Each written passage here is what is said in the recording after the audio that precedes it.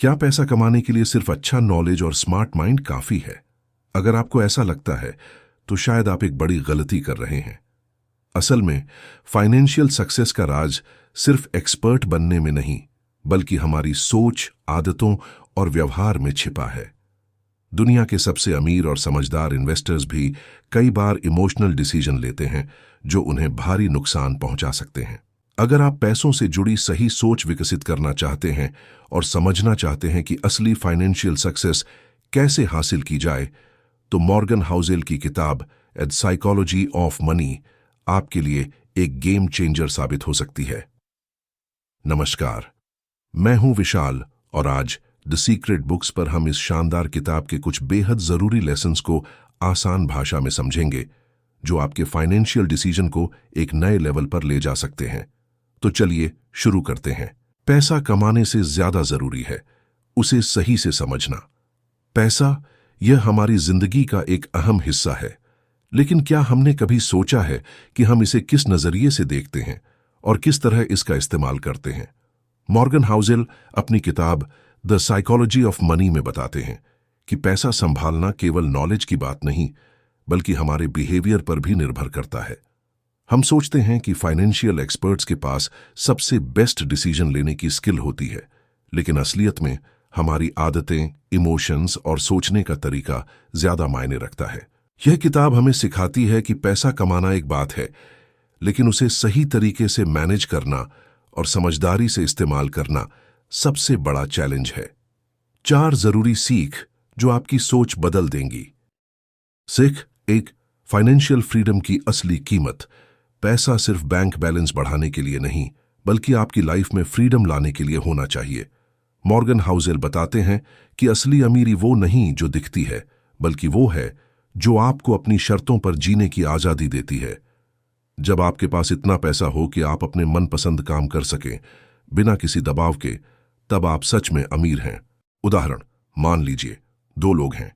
रवि जो एक high salary job करता है लेकिन हर महीने पूरा पैसा खर्च कर देता है।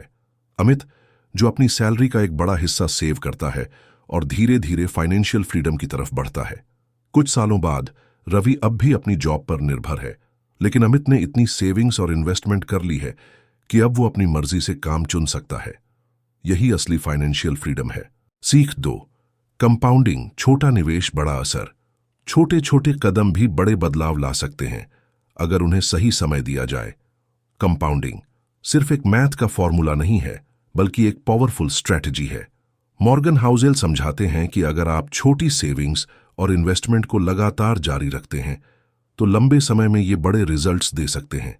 उदाहरण, अगर आप हर महीने सिर्फ 5,000 रुपए किसी अच्छे इन्वेस्टमेंट में लगाते हैं और 12% सालाना रिटर्न पाते हैं, तो 30 सालों में आपका पैसा 1.5 करोड़ से भी ज्यादा हो सकता है। यही कंपाउंडिंग की ताकत है। सीख 3, रिस्क को समझना और एक्सेप्ट करना। आप अपने डिसीजन को कंट्रोल कर सकते हैं, लेकिन उनके रिजल्ट्स को नहीं। फाइनेंशियल वर्ल्ड में लक और रिस्क दोनों का बड़ा रोल होता है। कोई भी इन्वेस्टमेंट 100% सेफ नहीं होता और हर सक्सेसफुल बिजनेसमैन ने कभी न कभी रिस्क लिया ही होता है। उदाहरण, वॉरेन बफेट दुनिया के सबसे महान इन्वेस्टर्स में से एक ने कई बार कहा है कि उन्होंने अपने करियर में बहुत से गलत इन्वेस्टमेंट भी किए हैं, लेकिन उन्होंने रिस्क को समझा, अपने नुकसान से सीखा और सही जगह पर धैर्य रखा। अगर आप कोई भी इन्वेस्टमेंट करते हैं तो पहले रिस्क को समझें और ऐसा प्लान बनाएं जिससे नुकसान होने पर भी आपको बड़ी दिक्कत ना हो। सीख 4, सही समय का महत्व। पैसा कमाने से ज्यादा जरूरी है उसे सही समय तक बनाए रखना।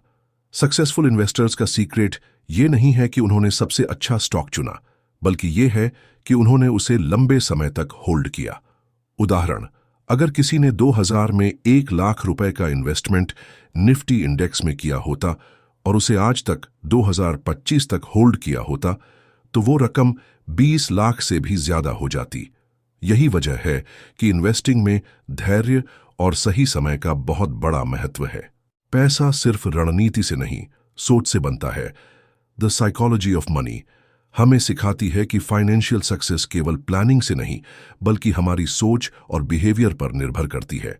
अगर आप अपनी फाइनेंशियल फ्रीडम को अहमियत देते हैं, कंपाउंडिंग की ताकत को समझते हैं, रिस्क को एक्सेप्ट करके सही फैसले लेते हैं और समय के महत्व को पहचानते हैं, तो आप अपने पैसों से सही रिश्ता बना सकते हैं और लॉन्ग टर्म वेल्थ क्रिएट कर सकते हैं। अगर आप अपने पैसों के साथ एक हेल्दी रिलेशन बनाना चाहते हैं और फाइनेंशियल इंडिपेंडेंस पाना चाहते हैं, तो द साइकोलॉजी ऑफ मनी आपके लिए बेस्ट किताब हो सकती है। इस किताब को खरीदने के लिए नीचे डिस्क्रिप्शन में लिंक दिया है, जाकर खरीद सकते हो। अगर आपको यह वीडियो अच्छा लगा तो लाइक, कमेंट और शेयर जरूर करें और ऐसी ही और भी अमेजिंग बुक समरीज और फाइनेंशियल टिप्स के लिए द सीक्रेट बुक्स चैनल को सब्सक्राइब करना ना भूलें। धन्यवाद।